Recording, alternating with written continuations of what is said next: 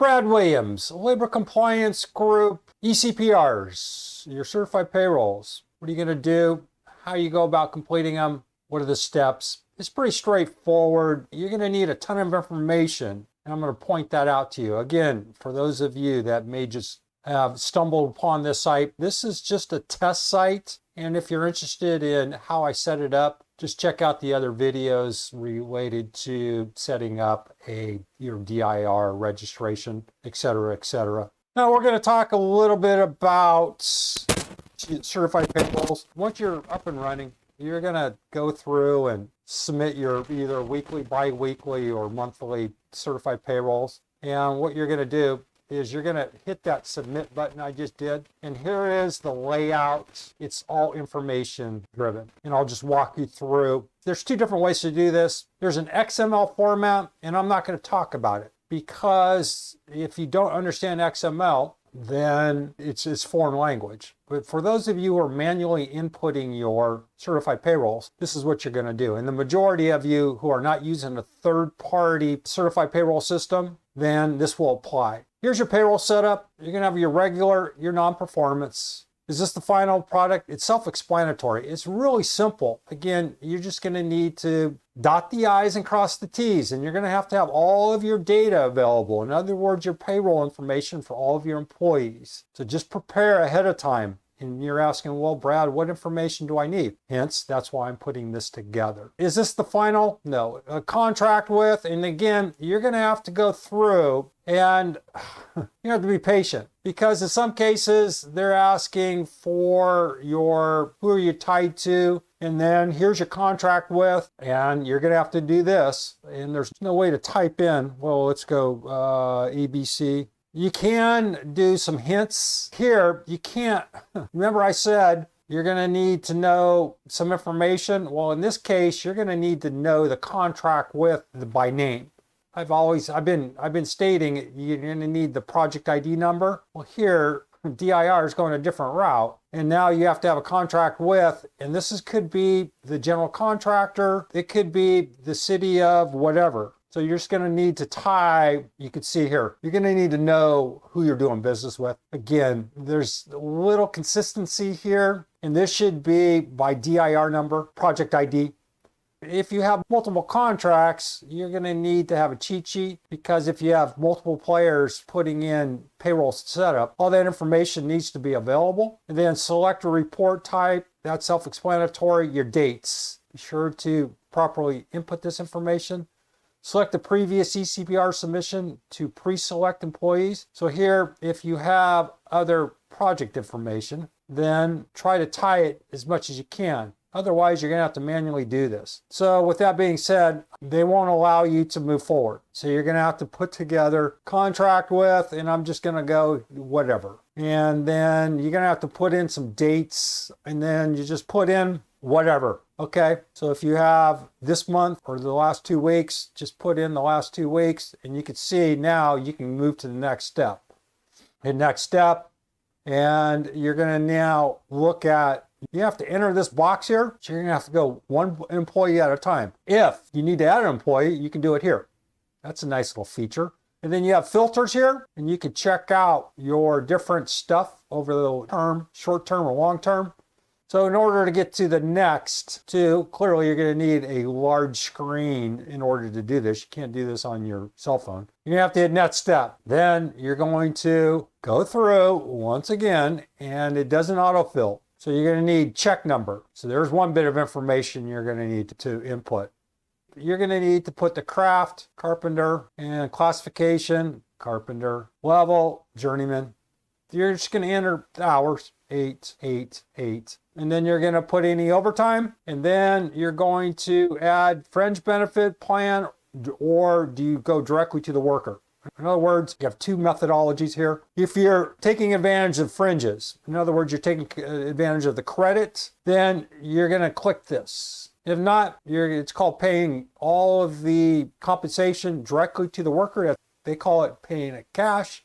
Then you're going to break this down. Now, there's a lot of controversy that if you're paying directly to worker, you don't need to break down this hourly rate and what have you in the old system. But now you're going to need to complete this. And if you don't know how to do this, well, you're going to have to check out one of my courses and I'll walk you through how to do that. But let me just explain.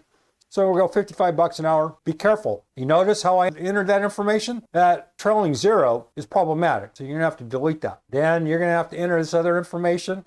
Your total hourly rate needs to match whatever the prevailing rate is. Make sure you're doing your accounting correctly. Yesterday, I was reviewing a bunch of certified payrolls online, and there was zero consistency where the total hourly rate did not match the prevailing rate on DIR's website. They should match. The different groups were not doing their accounting correctly. So make sure your pension, your vacation pay, your training, etc., all add up to the proper prevailing rate. Then your deductions, this is your Social Security, FICA, state tax, etc. You're gonna have to take care of this unless you're using a third-party software program and you would just use the XML format. And I'll show you how to do that. Travel and subsistence. You don't know what that's all about? Again, check out my courses online, laborcompliancegroup.com. Gross wages for all projects included, this number. Now, keep in mind, gross wages for all projects included in this check. That means if you're doing private work and public work, you're going to have to put that gross amount in there, okay? And then any comments or any notes, be sure to include them. Now, just keep it very concise to the point. Keep in mind, this is public works. This is all publicly available at some point in time, so just be aware of that. Then hit next step, and you're going to see all this stuff here, blah, blah, blah.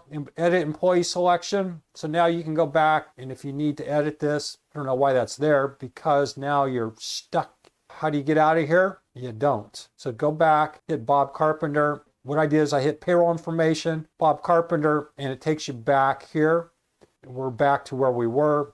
Hit next step. We're good here. Edit payroll information. If you need to edit it, you can always, and don't do what I just did. All right. What happened is if you hit that back arrow, you lose everything. Basically, you have to start over. So now let's hit the front arrow and you're back here and you're starting over. Okay. Yes or no? No, because now you can go back here and you can click this and it'll get you right back to where you were. So just be careful about navigating this stuff and moving around. Again, DIR needs to improve this. Otherwise, you could find yourself in a position where you may lose information. So keep in mind, you have this save up here. Take advantage of that. If you want to delete the payroll, you can do so. And just verify your information, make sure it's all cool. And then hit next step. You're going to say total hours we worked, et cetera, et cetera. You can always go back and edit. Just make sure when you do that, it's going to take you back to what I just showed you. And then you can hit your edit payroll setup, et cetera, et cetera. Hit next step, and here is where you are verifying. In other words, you're certifying that this information is correct based on these dates, okay? I'm not going to hit anything else, but you can see I could put ABC, and now it's good. I'm not going to hit submit, but that's the way you do your certified payrolls, all right? Any questions? Comment on this. Now I'm going to take us all the way back to the beginning, and you can see here where we hit submit, it didn't do what I wanted it to do. So now we're going to go back. Got to really be careful about this stuff. Moving back and forth between the different pages. These are called breadcrumbs up here. So go back here, you can hit this ECPR and you can see the different information that might be available. All right, in addition to submitting a new ECPR, this is for manual. I just showed you how to do that. Now, if you view ECPRs, this is going to be your CPRs that you've done. This is your history. Up here is another option. You could submit manual ECPRs, which I just showed you, and then you can upload your XML. And if you do that, it's just going to have a link here. You're going to have to tie it with the particular project like we just did. And then you're going to have an XML file. And if you don't know what that is, then you're going to have to talk to somebody you're tied to. In other words, if you're using one of the third-party systems, and I know there's a lot of problems right now trying to merge some of these third-party groups into the DIR system. So you're going to need to talk to that software company and work that out. Otherwise, if you hit the submit manual, then you're going to go through and complete this as I just showed. Now, in terms of opening eCPRs and all that other stuff, I'm going to make another video. This one's going way too long. Now, I'm sure you're a bit confused. You're thinking, wow, this is a lot of new information. Well, it is, but it's simple and straightforward once you navigate. That's why I put this test site together. This way, if you screw up, there's no penalty. There's no liability. Again, don't hit the final go button. Just walk through step by step until you feel comfortable. You know you're going to have to find a bunch of information in order to navigate this stuff, and that's why I'm giving you this test site. Now, I know this can get confusing. Hence, that's why I'm a consultant, and I provide services, including a bunch of different courses. My suggestion, if this is all new to you, check out this DIR Labor Compliance Rules and Regulations. It's a 6-hour course. That's how complex DIR is. You may have been talking to people on the street going, yeah, we do public works projects, but they don't know the intricacies. For $275, trust me, it's worth the investment. Why? Well, the average penalty for DIR projects is $86,000. So just be cognizant of that. Navigating DIR's websites, another great site, and then the Federal Davis-Bacon Contractor Guide for those doing Davis-Bacon type projects, very helpful. If you have any questions, concerns, absolutely confused, comments, Brad Williams, Labor Compliance Group, thanks for watching. Hope that helps. See you soon.